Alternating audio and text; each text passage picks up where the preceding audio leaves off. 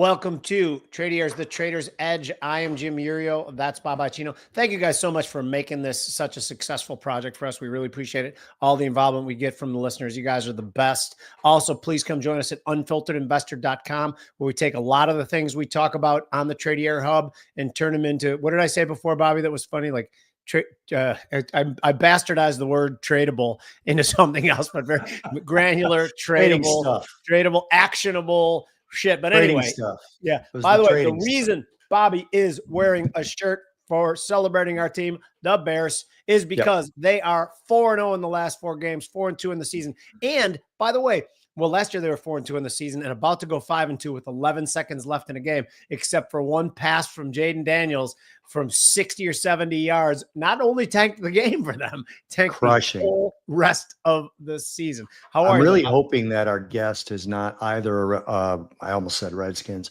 a Commanders fan or a Detroit Lions fan. I'm not sure where he's coming to us from, but I will say this. Tell me if this worked. I got some multiple comments that both of us look crabby as hell in the last show. So now I've started to do something. I've started to find something like partially funny. And just before we go live, I play it on the side here on my other screen. Yeah. So this was yesterday's show or the last Tradier show? Yesterday's. People say I think I was crabby yesterday. We were stressed out about the technical difficulties. Okay, that is exactly what it was. Right. As soon as we get technical I hit the button of this funny channel that I have, and it was Britney Spears dancing around at like 50.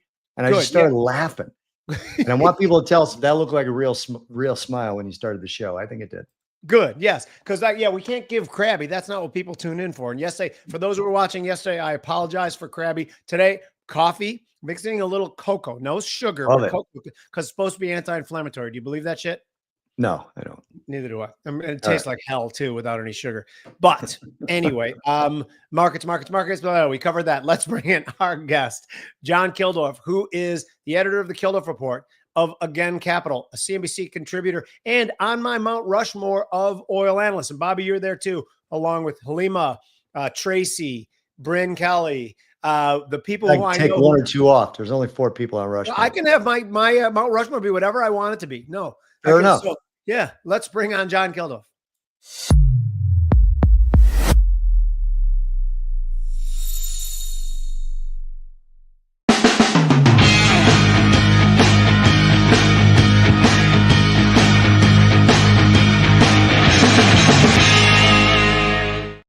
Okay, we can't be crabby today, John. We have to be upbeat and enthusiastic. First off, what kind of car is that you're in? It's a Mercedes. It's an old one. It's a 2004 SL 500. It's fantastic. 5-top convertible, Jimmy. Nice. I love that. By the way, I'm going to say something. In all honesty, I love having you on our show. There's a couple of reasons, because I've noticed over the years that you and I occasionally look at policy things from an opposite angle. I love the fact that we do that, because I love when smart people give me a counterpoint, and I think that that's fun to do. And I hope there's an occasion where I've made you think about something the other way too, but thank you for that. Bobby? Yeah, I want to ask you right off the bat, John, do you support a football team, and who is it? Well, funny, I heard you guys on the intro there. I'll give you a laugh right now. I'm a Jets fan. God. Yeah. We've had the best quarterback over the years, how many times, and got us nowhere. So Joe Namath, come and give you a hug. Oh, terrible. And we're going through the fantasy now of getting the first round #1 draft pick. I'm like, I don't want to hear it. Don't want to hear it. Been there, done that, got the losing record. When we got rid of Justin Fields, pretty much everyone in Chicago thought he was going to be a pretty good quarterback. He was not bad here. So I was like, I didn't think we left you guys with the hot potato. So I'm sorry that that's working out that way. Not to be sacrilegious or anything, we could have Jesus himself at quarterback. I don't think we would go anywhere. The funniest video I saw this week. When he runs to the right. What's that? The funniest video I saw this week, one of those man on the street, amateur journalists running around outside of the stadium after the Jets game this weekend. He went up to a kid. This kid must have been 22 years old if he was. I mean, he was not any older than that. Kid had a Jets jersey on, and he says to the guy, "What do you think? What do you think of this game? What do you think of his team?" He goes, I hate this fucking team. I mean, I love them. I could never root for another team, but I hate them." It's like a syndrome. There's something wrong with us. Oh, don't even get us started. We're Cubs and Bears. So yeah. I hear you. Okay, so I've heard that markets are trading. There's lots of volatility. Let's start before we go deeper into oil. Let's talk about the GM earnings that blew estimates away. And Bobby and I, prior on the Trader Rundown, we were talking about how market sentiment gets such that when everybody agrees that the story is they're going to get crushed by tariffs, we pound the stock into pudding. And then everybody jumps on and thinks this is going to be the end. And then all of a sudden, the stories of their demise have been greatly exaggerated. Do you think that there's a takeaway from this?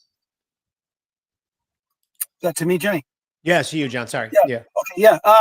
Yeah. Well, I mean, it's so true of these markets in terms of that the madness of crowds and all that sort of thing.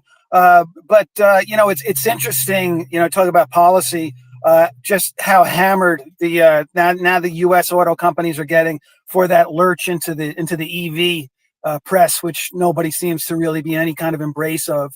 But they're turning that ship around, and the tariffs. Look, the conventional wisdom that it was going to be a wrecking ball on the economy, and that President Trump's claims that only that the consumers wouldn't be paying it appear to be bearing out, at least to a substantial degree. There's money coming into the Treasury. I mean, it's really remarkable that the whole tariff experience, I think, and these companies and what we did to ourselves over the decades. I mean, you guys are close to the same age as I am, and we watched it all walk out the door, right? The manufacturing being told that we couldn't compete on wages and things like that, and lo and behold, here we are in a vulnerable position. We found out during the pandemic, and hopefully never to happen again. So yeah, no, I think it's great. It's great that we're giving these putting some wind at the back of these national champions of ours. So that is an excellent way to branch into something real quick before we get to oil, which is oil related because it's industrial, and that's the rare earth trade. Okay, we've talked about it on this show before, and we're going to have Luke Groman on. I think it's next week or something. But the rare earth, rare earths are not rare, but they are clumsy and dirty and environmentally a problem to mine. They're also very, very much needed if we want to have phones and technology and national defense and weaponry. So we pushed all that to China and the supply chain of those. China was like, we'll do it. And China actually then funded some environmental groups here, but that's neither here nor there. Maybe that's a conspiracy tinfoil hat wearing thing. The question I'm going to ask you, John, is it possible to reroute those supply chains, particularly as it relates to rare earth, in a short enough time that it doesn't take a hit on our lifestyle over the next 5 years? Absolutely. And, it reminds me of fracking. When fracking first was reborn, about 10 or 15 years ago now, 20 years ago, there was all kinds of naysayers. There was no oil there, wouldn't last, the whole thing. And look at us now at 13.6 million barrels a day of production for oil, more than almost double the Saudis now at this point. Maybe that's an exaggeration, but that's fracking awesome. Did you get that? That was a joke. That was fracking awesome. Sorry, go. It is fracking awesome. And but Moore's law and these different things. I don't believe the naysayers. I mean, we haven't even begun to look for rare earths. And already, just over the past couple of months, there's been various companies who have emerged, have identified sites. It's the same thing. I mean, and the way technology keeps advancing, that was one of my biggest things back in the day, arguing against the peak oil theorists.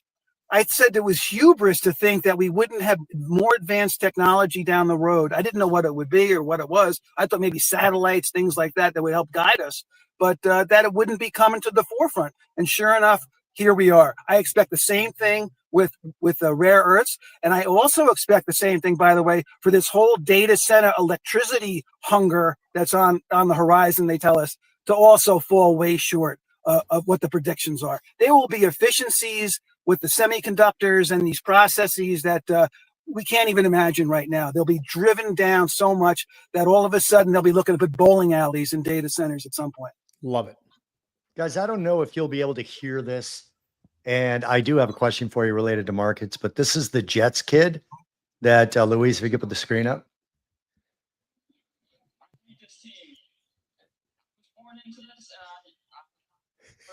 I'm always a Jets fan, but I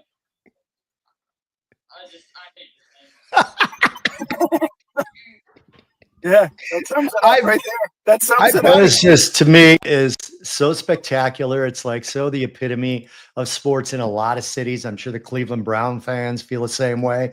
The Red Sox fans did, the Cubs fans did for a long, long time. Bears fans have been suffering since '85. We had a couple of good seasons, but still, that is the epitome of it. I hate this team. I was born into it. I'm not leaving, but I hate them. It's just unbelievable. Back to markets. I want to ask you about what you just said about electricity. There was somebody that said to me recently, or rather, I should say I read it. They didn't say it to me. I read somebody that said that the grid was actually built for quite a bit more electricity than it's currently handling. And this particular analyst said he thinks that based on the projections, there's about 40 years left of grid and plenty of runway to be able to build enough grid to handle what we're doing. Where do you fall on that? Do you think that sounds crazy, or you think that sounds probable? No, I think that sounds absolutely right. And there's a lot of efficiencies. There's a lot of low hanging fruit as well when it comes to the grid. They only deregulated electricity trading and pricing. I'm going to say about 20, 25 years ago now. It had a high promise, and actually it's one of the most active markets out there. And if you look on the CME futures pages on the open interest for these various electricity contracts, the open interest is huge. It's a huge market.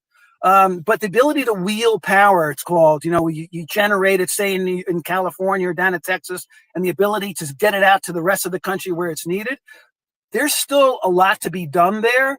But it's not hard work. It's just going to it'll take some money, obviously. But the grid is a lot better off than it's being advertised. And a lot of work has gone into it.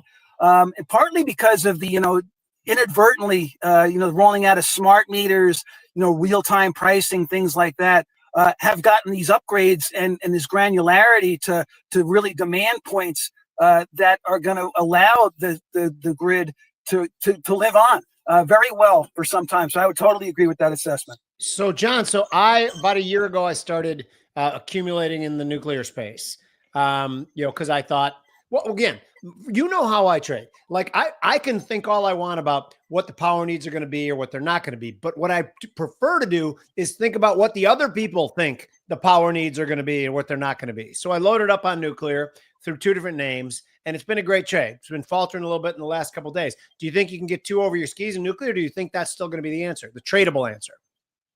I think it's definitely a good tradable answer because it's come back into favor. The ridiculous policy of throwing the baby out with the bathwater after 3 Mile Island and all that has finally been turned on its head. And now you hear talk about nuclear being a real alternative and supplement to the grid. Can keep in mind, what's important about nuclear is that it's usually baseload power. And by that, I mean, it's always on, always feeding the grid, always, getting paid for that production.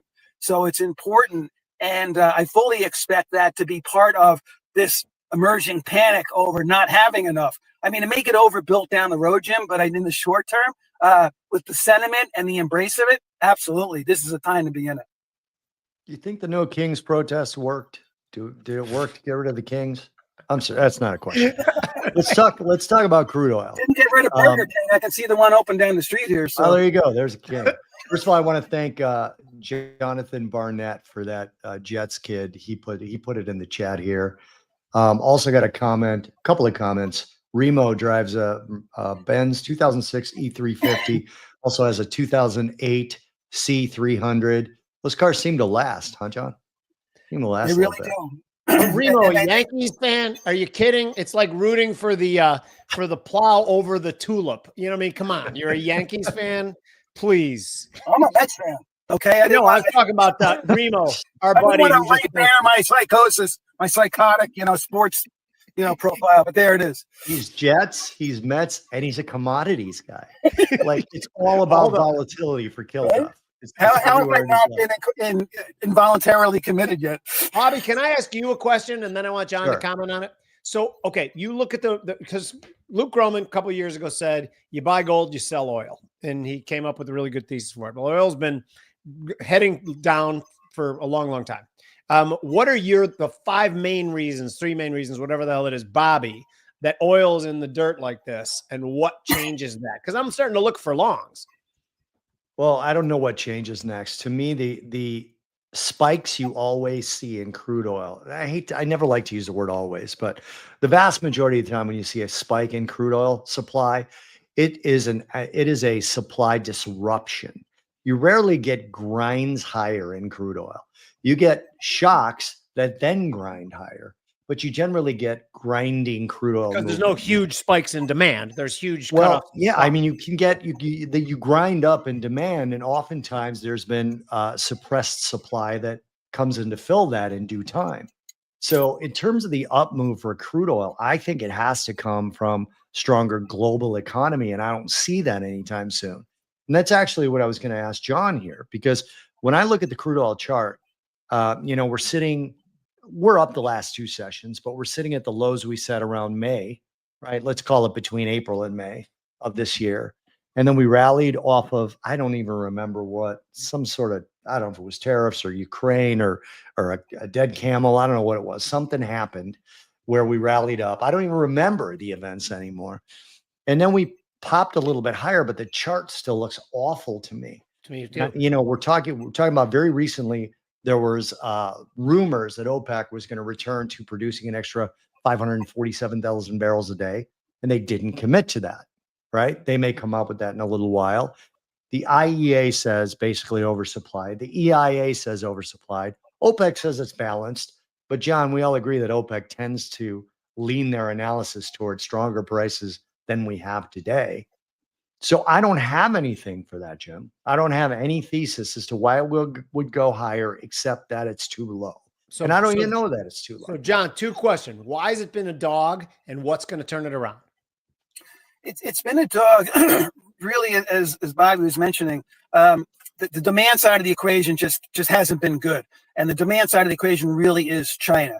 And they really lost the thread just on their own in terms of domestic policy, industrial policy there. But they also are getting hammered by the tariffs and the shifting away from their their country as a place of production, again because of the tariffs and other pressures on them. So if we don't have that, you sort of lose out on the ability of crude oil to sort of get out of balance into a deficit situation. Also, too, I mean, look, the position of the United States is just unbelievable. I don't know a person who saw this coming, where we'd be at 13.6 million barrels a day of production.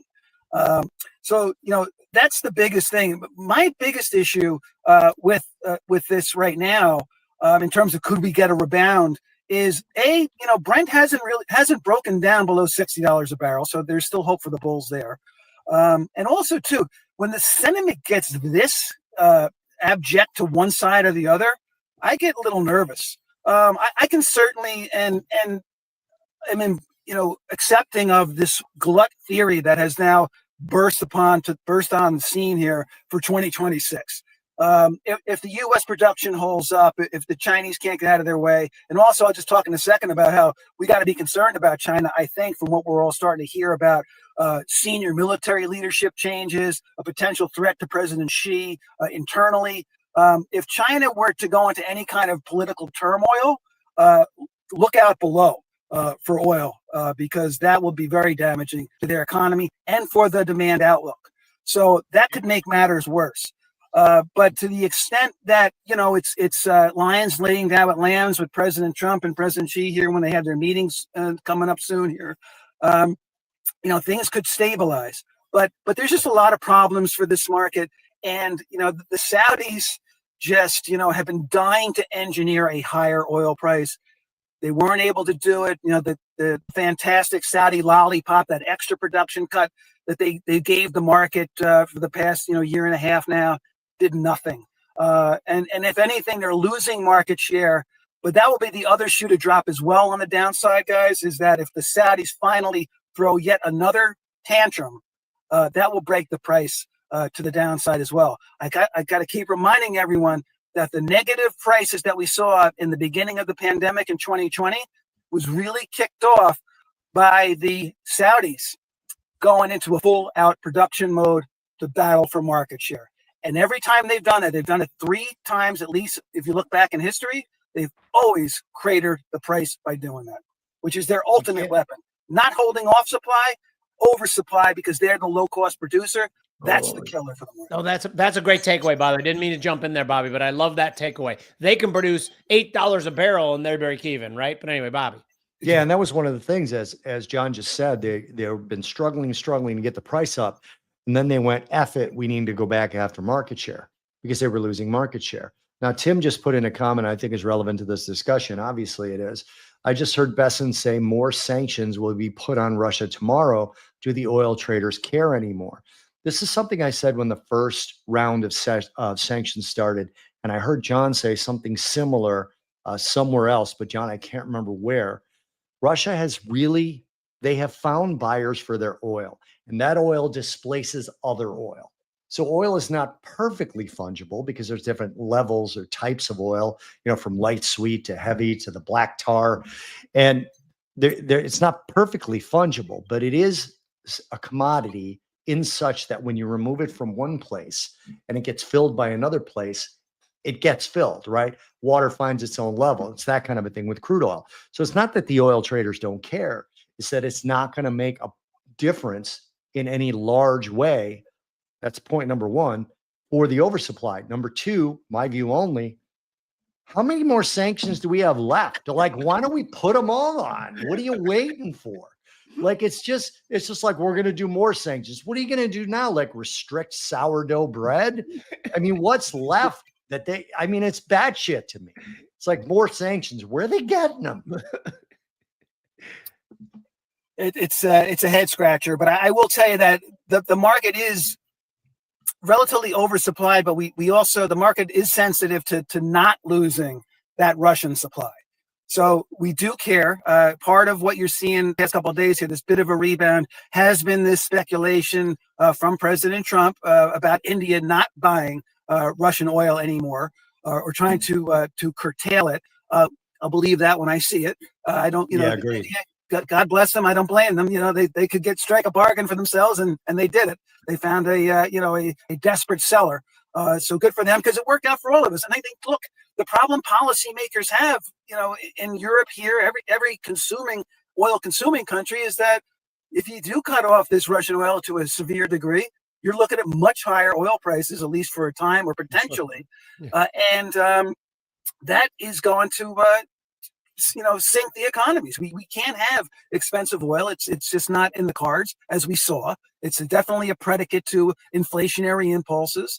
I don't care what people say about energy intensity of GDP and this and that.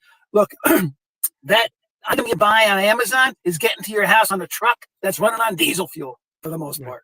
So I have a question for you, John. Just real quick, Jimmy. Let me just throw this last thing in to John's point about how unbelievable the position of the U.S. is.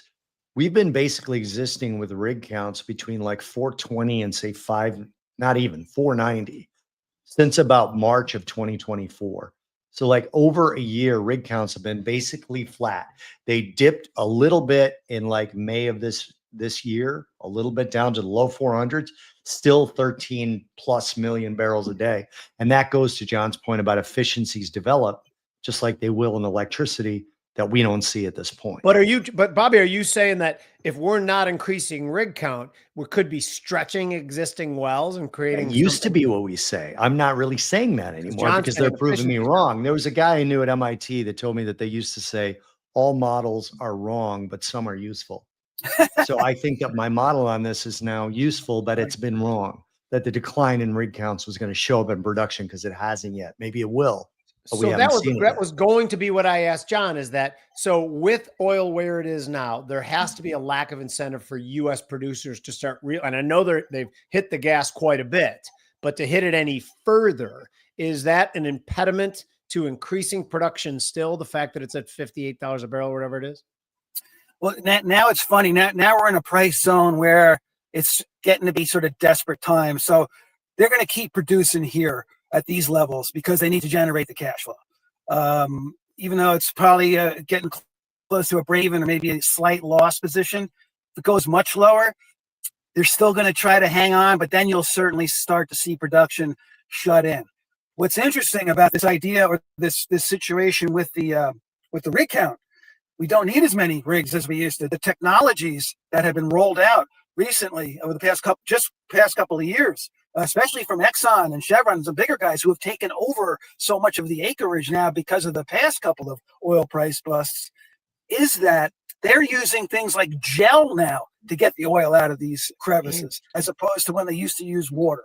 The CEO of ExxonMobil talked about this in a couple of the earnings calls, about this new technology they have to extend the life of these wells, potentially upwards of 5, 10, 15 more years, with all that they can do with these new technologies. So again, that's my point about the conventional wisdom about the rig counts and all these setups are generally wrong. The models are generally wrong. The other big problem I see on the horizon too is all this excitement about liquefied natural gas. That's going to probably end up being in a glut position too. And I don't know what's going to be the landscape there when those prices don't go the way that all the PowerPoints are saying they're supposed to go. I wouldn't buy natural gas with your money, only because I bought it several times and lost money on it. By the way, so we're a couple minutes, 10 minutes into this discussion on oil, and both of you, I thought somebody is going to bring up the potential refilling the SPR. One, if that was announced, would that Strategic Petroleum Reserve, for people who out there are on oil traders, I know 90% of you guys know it, but just in case.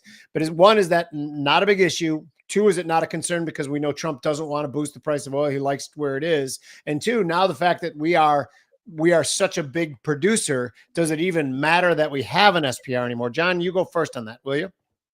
Yes, well, I think the president alluded to maybe buying 1 million barrels for the SPR just this week. It's a token. Yeah, right. But this is where I think I might get off the train a little bit. I totally support and advocate a robust Strategic Petroleum Reserve, not only to fill it, but to use it the way it was used by the Biden administration and other administrations. Also, there should be strategic refined product reserves. I say that because we're up against a cartel. Okay, we're up against OPEC and others who are in it for themselves, rightfully so. I don't begrudge them that, but they will withhold oil. And the Saudis are classic at this. When they do finally get that oil price up towards 90, 100, they sit on their hands. They blame people like me and you guys, speculators, driving the price up. There's no shortage. We're not. Don't look at us. We're not doing it. So, okay, you know what? We have a lever to pull then. And that's our SPR. And, it has a varying degree of success. I'm not saying it's a salve or anything, but I'm totally for it. And we should take advantage of these lower prices now and put some more oil in there. But to your point, Jim, would we now with our production have to worry about, not having enough oil to refine and supply ourselves with? The answer to that is pretty much no. Only because, as I know you guys are aware, that the fracking oil, for the most part, is very what we call light and sweet, and our refineries in the Gulf Coast aren't really built for that. But I'm waiting for once we invade Venezuela and maybe make that the 51st state, we'll have all the heavy sour crude we need for 10 lifetimes. Well, won't that happen when we take over Canada too? Canada has a lot of oil, so we take over Canada, make mine Earths there. We could figure this out if we were the president's advisory staff, Bobby. Absolutely, it would be if we took over Canada and Venezuela, it would be Saudi Arabia. Who? Exactly. So I am also an advocate for refilling it. I'm not an advocate for using it how it was used, and I'll tell you why. I feel like it'd be more advantageous for the country to unleash the full power of being as energy independent as we can, rather than needing to have a reserve that could cover what? I mean, at its peak, it was at what? 750,000 barrels of oil. I'm sorry, 750 million barrels of oil. Right. 750,000 would be funny. Yeah. We'd all be laughing at them. 750 million barrels of oil. What's that supply, John? 3 months? 2 months? Oh, yeah. I mean, it's nothing. But look, keep in mind, they released 1 million barrels a day during that Biden release. Understood. And that helped. It helped. It kept the lid on. It kept the price, in my opinion, from being able to break out completely to the upside and get really terrible. I think it made something of a difference. I'm just a pain and pleasure guy. In other words, if we hadn't have done that and the price would have broken out, we can't prove a negative. So probably would have, I agree with you. But had it not, we'd all be saying something different. My view is this. That should push people toward an actual decision on whether they want an electric car or not. Those kinds of things to me should take care of themselves. I totally understand what you're saying. I'm not against, alleviating human suffering everywhere we can, but I also kind of laugh at it sometimes when it's people I know, like Jimmy. So it's just one of those things. I think those things should work themselves out. Absolutely, we're against a cartel. So that's not, a balanced market as it is. We have other weapons against that cartel, specifically Saudi Arabia, that we never use. I'd rather see us not, wipe out the strategic. He didn't wipe it out. I don't want to be verbose here or hyperbolic. I'd rather not see us use the Strategic Petroleum Reserve unless like we're at war with OPEC. Just go to Saudi Arabia and be like, the fuck are you doing? We can do stuff to you too. And we will. I just feel there's other pressures we could put on them without using the word fuck as much as I do. Quick time out here, boys. It is now time for our mid-show commercial. And you guys, by the way, you guys have, Luis, can you put the banner up? You guys have been so supportive of us. Appreciate it. I always hate to ask another favor of you, but it's really not a favor for us. It's kind of a favor to you. Please try Tradier Pro options trading platform for 3 months completely free. We talk to people who trade options for decades. We've talked to people who trade options experience for days. Both of them say the same thing about Tradier Pro, is that it's absolutely top notch. Just scan that code, try it for 3 months. It is absolutely free. Thank you for listening to my commercial. But you guys think, Bobby, you think I'm growing up as a pitchman? Do you think I could be that Billy May guy or whatever his name was and sell shit? I really liked the way you said that one, where you're not really doing us a favor, you're doing yourselves a favor so that we can keep doing this show. Yeah. But back to real stuff. Yeah. You were channeling your inner Peyton Manning, pitchman. Exactly. Look at that. He's one of the best out there.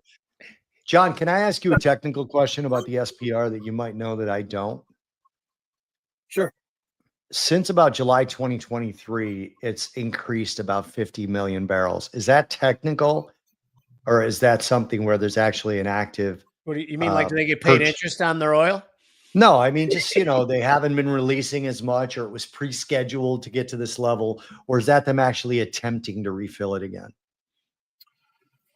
Over the years, certain of the budget agreements involved having a sale of the SPR to generate money, even though it was a token amount. So there was that. There was also too, over the years, you said going back to 2003, 23 or 3? 2023. 2023. We built it up a little.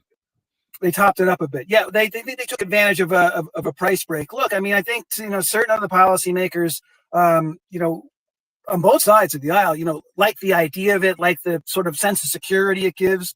And yes, there were efforts to expand it and make it even bigger. I don't think there was an appreciation for the U.S.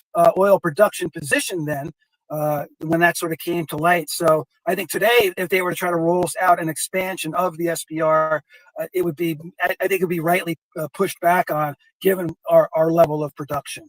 But as far as it goes, on a technical basis, operating basis, it can handle this, 1 million barrels in or out, just a matter of turning the knob. So it does have that capacity. I know there was all kinds of questions about that at the time, but if you go on the EIA website, DOE, they have a ton of information about it, and it's all laid bare there. It was all, very built out in the open, and an important asset, in my opinion, for us. So tell me this.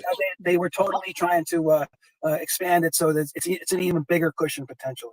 Okay, so we've covered a lot of the fundamentals of oil, but I still don't know how to make money here. Am I selling oil or buying oil, Bobby? What am I doing with the names? If rates are going down, a lot of these big integrateds pay a dividend. Is that going to be a tailwind to any of the big integrateds' names? What do you think, Bobby? Yeah, I like the dividends, the dividend payments. They're pretty healthy, but I have not had a crude oil trade. This is probably the first time in a long time that I can say this. Last crude oil trade I think I did was June or July of 2025. This haven't looked at it. Crude oil as a commodities trader, it has a characteristic that a lot of other assets have, but is very pronounced in crude oil, is that it trades in these wide ranges. And I'm more of a short-term trend breakout guy. So if I'm not getting a short-term trend breakout, I'm not placing a trade. And it's been in this range. It's been in this range of, it's like a $10 range. You could trade in and out of that range, but I'm not good at that, so I don't do it. John, what do you think? Where are we making money?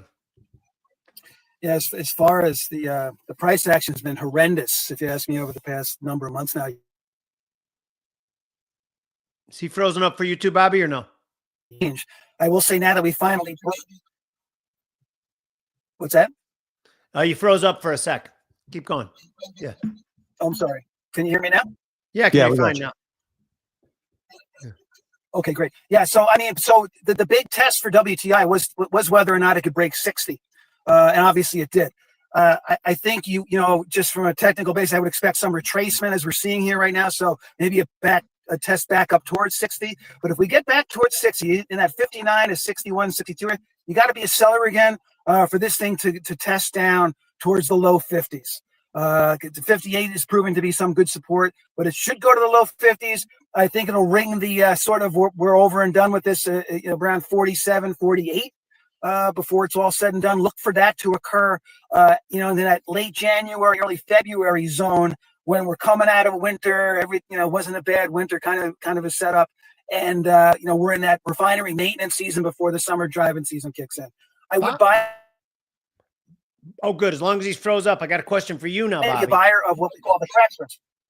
Oh, good. I was going to say to Bobby, is there an absolute low? And don't tell me it's -40 like it was back in 2020. Absent whatever weird shit we were experiencing in 2020, which I still think back of as bizarro world. Is there an absolute low where we even Donald Trump starts panicking about the level, worrying about our producers not making enough money and supports it? I feel like those are two different questions. Okay. I think Trump starts worrying in the sort of $25, $30 range because there's producers now that make money in the $40 range. Not many of them, but some of them are there. And I honestly think Trump, if let's say Trump were king, I think he would continually just augment their profits. Just, what's the word? He just gives them money like he's doing to cattle producers just now, give right? them money to keep, because the thing that people don't understand about Trump, love him or hate him. You remember in Bronx Tale when they asked Sonny if he'd rather be hated, loved, or feared, and he said he'd rather be feared. Trump would rather be loved. Yep. And if he thinks that people are loving him because gas is at $25 and he's giving stipends to support the industry that isn't going to produce with oil at $25, he'd figure it out if he could. Oh, there's no question. I don't think he starts worrying. He starts worrying when the company starts shutting down, our production drops, and he doesn't have leverage over Saudi Arabia. And John, I don't see that scenario happening. I don't know if it'll surprise you or not, but Bobby and I have been very, very critical of Trump's corporatist policies in several different ways. We think that, we try to vote out socialists anywhere we can, vote out corporatists, and then we get one in who can be one, but to a lesser degree, I think. Does that kind of stuff drive you bonkers too? When he drives the price down and then he's going to support things. I mean, he's doing it in cattle, which 77 cattle ranchers are going out of business like every week or something ridiculous like that. And he wants to buy Argentinian. And then he's like, oh, no, it's fine. I'll give cattle ranchers money. Where do you fall on all this shit? I mean, it doesn't resemble what I thought was sort of conservative economic policy, but I don't want to call anybody out, but hey, look, I'm all for helping everybody. So you want to help the cattle farmers? I'm fine with that. And it's an interesting idea about supporting the oil industry if prices were to go low for a time to weather the storm and give them some of the tariff money. The guy who just advocated for the SPR can't really be against that either, I guess. I can be against it all, Bobby. You can. I can. Yeah. What's the word I'm looking for? I got to ask Tim's question. I still can't remember the word I'm looking for. What is it when companies get money to support their bad businesses? Why can't I think of that word right now? I don't know. Yeah. I'll think of it. Subsidies. You'll think of it when subsidies. Subsidies. Yeah. Right. Subsidizing. I got a question from Tim here. I wasn't sure which one you were going for there, Bob. Shit policy. Anyway. Widge just threw in cronyism, which is cronyism. Thank you, Widge. Yeah. Tim says, does John have thoughts on the dollar? It seems like the U.S. is still the cleanest shirt in the laundry basket. John? Oh, absolutely. This whole debasement of the currency, those concerns, you can see it's already rebounding. Our economy is stellar. The tariff money may, in fact, even help the budget situation, it turns out. Another concern that's being laid to waste potentially, to my own surprise. So yes, I think you're going to see dollar rally here significantly, as a matter of fact, and also that is another weight on dollar-denominated commodities. It's not a great correlation, in my opinion, but that'll also help keep a lid on crude oil prices going up. So here's what, can I answer that question too, Robert? Yeah. Because I think we will see a dollar rally, like you said too, but I don't think it has a much of a connection with dollar-denominated commodities, because the dollar index is how we generally measure it. 70% of the dollar index, I think it's even higher than that, is measured against the euro and the yen. Two places that are both going through the same tomfoolery that we are regarding adding stimulus, deficit spending, drunken sailor spending. So I don't know that I can foresee a future where the dollar's rallying, goes back up to 104, which I'm not necessarily saying that because I don't have the chart right in front of me, and gold and silver still, which by the way, gold and silver have given back last week's gain, by the way. So everybody who's panicking that trade is over, I think we're a little premature to call it. I think we've been saying that the last 2 months of it were speculative and not fundamental drivers that happened before. When something goes parabolic speculative up, it can do it down. But I believe there could exist a spot where the dollar rallies and gold and silver rally along with it. Do you think I'm an idiot, John? No, I totally agree. Because I think gold and silver are finally getting a second look as a Bitcoin or alternative currency. Me too. I like moment. that. I like that. That's a great way to put it too, Bobby. John, where do you fall in the Bitcoin conversation? I don't think we've ever asked you that. No, you haven't. I think I'm a little too old for it. I don't know. I've come around to it. Look, again, we talk about sentiment and what's everybody into. If everybody's going to say this is a thing, it's a thing. It's like art, I guess. Is a Rembrandt worth 20 million? I guess other people are telling me that it is, so I'm going to go with that. There is this scarcity sort of thesis around Bitcoin. The way you make it and the demand for it now that all the various central banks are wanting to get into it. So it's a sort of a new gold. And I think you got to be open to it. That's one of the things about being sort of an older person now in the market. I try to be open to new ideas, new ways of looking at things. And to me, Bitcoin is one of those things. So yeah, I think it has a place. It's earned its spot in the portfolio. And I think it's going to serve a purpose as we get more and more down the road here. I just want to throw in real quick, Jonathan Barrett helped me with the word subsidy by describing it, saying the word for helping lousy businesses for love or votes is baksheesh. I don't know what that word is. I like it though. I love it. So here's my only problem with Bitcoin, and it's a big one. I actually did a podcast last week with these Bitcoin purists. I don't want to call them maximalists because they're not, but they're purists, right? And I kept saying to them that, I actually know a specific person who had their entire life destroyed in the Pacific Palisades fire, right? And the only thing that was salvaged was gold that they had in their house. It was melted, but it was intact, right? Because it's impervious. And, I said to him, I go, you don't know what bad can happen to the Bitcoin network. And he goes, well, the best mathematicians and computer scientists and hackers have all tried to create problems for it. They've actually been hired by a team of Bitcoin supporters to try and find it, and they couldn't find anything. So clearly it's impervious. I'm like, but you don't know what's coming. Like, technology. If you would have said to somebody, there's going to be something better than the horse and carriage, they would have said, well, we've tested everything out there and there's nothing better. He goes, yeah, but it's math. And there's no way to break this. And I'm like, just the fact that you're saying that makes me not want Bitcoin. Now I'm telling you, I don't know what's going to crack the network, if anything ever is, but they're telling me that this person, Satoshi, created something that can never be hacked or broken or corrupted ever, forever. Bobby, I feel the rant coming on. Will you allow it?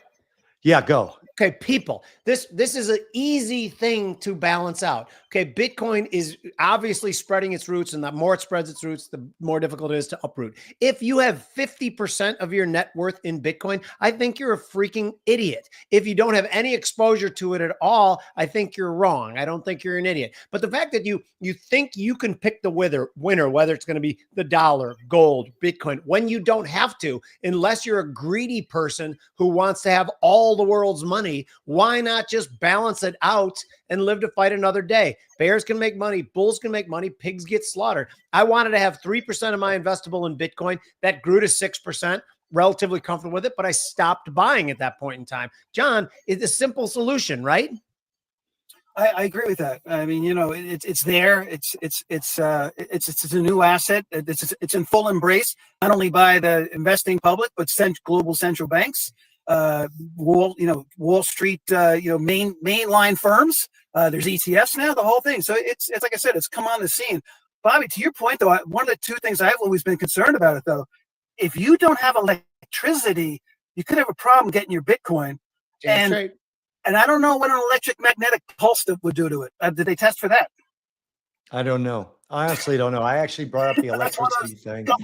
It's got some vulnerabilities, if you ask me, along those lines. But we'll see. Yeah, it's like, look, I need to stress that these guys were not like that. Like, they didn't say that you should only be in Bitcoin, but they did believe you should have a very large investment in Bitcoin, and they all do. And they have a mining operation, which I got to see, which was just, servers, no big deal. They made a lot of noise. And the interesting thing about it to me was I asked the question about the electricity, and they said, well, if there's no electricity and the grid is down, first of all, no one can take your Bitcoin. They're still yours. As a matter of fact, they absolutely can't be stolen if there's no electricity. I'm like, okay, you got a point there. And then they said, but, I don't think people will want gold then either. They'll want food and shelter and water. And I'm thinking, yeah, that's true. But there was time before electricity where everybody still wanted gold. And I'm not quite sure why they wanted it then either, but they did, So, I mean, I'm just kind of looking at evidence and trying to figure out which way I want to go with this for the next 20 years of my life if I get that far. John, comments on that? Well, I mean, people will take payment in gold for stuff. I don't know how do you monetize your Bitcoin if the electricity's out? Yeah, that's the other thing I told them. I said, without you guys are still tied to the dollar. There's not a universal, location where everything is priced in Bitcoin. So your Bitcoin is only as valuable as the dollars it converts to. So you're backed by the dollar, the thing that you ate. By the way, didn't one of the fast food chains just come up with a Bitcoin payment system? Steak and Shake does it. I don't know if there's a new one. So maybe I want to know if you guys so let's say I give you guys 1/100,000th of a Bitcoin, or let's say 1/10 of a Bitcoin. Is that a taxable event for me? For you? For who? For anybody? I don't know. It is for us. Yeah. If it's more than $10,000, yeah, it's a gift. Yeah. So I'm if I have let's say I have 200 grand of Bitcoin, then I give you 10 grand. Technically I didn't sell my Bitcoin, so it's not. I don't have a capital gains on that. You now have the Bitcoin. Yeah, no, you don't. If you paid us for a service, that counts as you having cashed out the Bitcoin, and it's then taxable. Interesting. By the way, but anyone else gave it to us it's as like, a gift. It's like giving somebody stock. If you give somebody stock, it gets the current market value, and that's what gets your new cost basis. It's just all technical tax stuff. But if a person gives somebody a gift over $10,000, the person giving the gift has to pay taxes on it. The gift tax, right? Okay, that's interesting. So here's another funny thing: Florida, the state of Florida. You can put up Widge's comment, Luis, if you don't mind, because I think John just echoed what Widge just said there at the bottom. You're cashing out an asset; it's taxed. And I think that's what John just said. Coinbase will have a record of that. Coinbase transfer. But if you had a cold wallet and you transferred it to somebody else's cold wallet, it's the honor system. Right.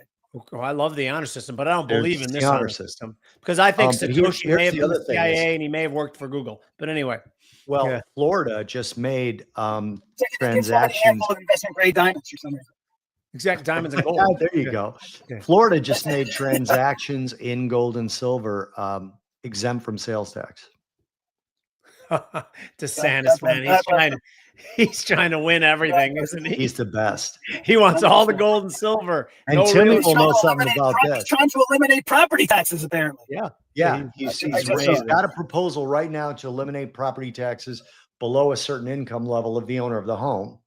And he says that's the first step to eliminating them completely. And Tim lives in Florida, who's been putting up a bunch of comments. I watched a press conference from DeSantis today. I'm not sure I got all of it, but from what I understood, Progressive is the first company to do it.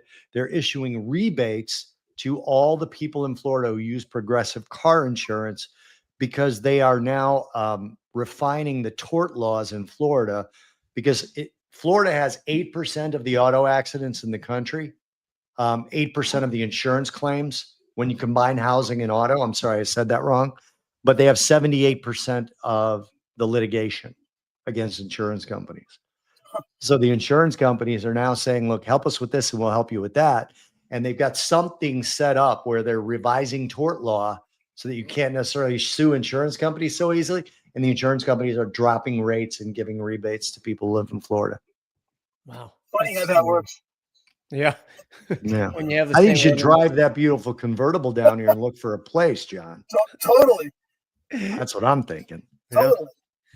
I just finalized my 3 weeks in Florida today. So I have to now. I was planning on spending the winters in Florida, but then I took a job coaching high school girls basketball, John. So I got to wait till the season's over before I go, which interferes with all my plans. I'm bummed by that. John, tell them where the people can find you, will you? Again, capital.com, kilduffreport.com. Be happy to talk to you. That's awesome. You are always such a good guest. I really think you're a wealth of knowledge. Thank you so much. Bobby, do you got any closing statements, or can I play us out? Nothing else. Just want to thank John for coming on again. Love talking to this guy. Love it. My pleasure, guys. And you guys are both great follows on the various social media platforms, Hey. X and all that. I enjoy the hell out of your commentary all the time. Every time someone Thanks. says that about me, I'm like, I know I've pissed you off at least once. I piss myself No, off. you have. sometimes. Just so you know, I Fucking live. Jimmy, man.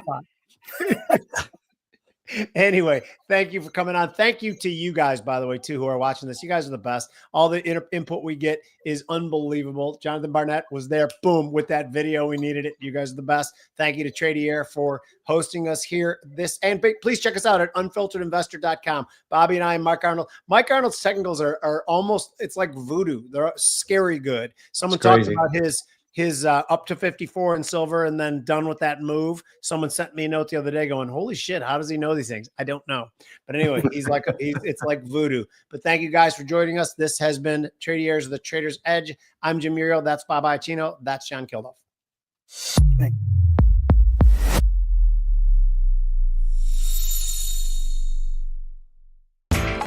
You know how the financial world goes. Here comes the buzzkill. Please make sure to take some time to read this boring disclaimer. We will owe you one.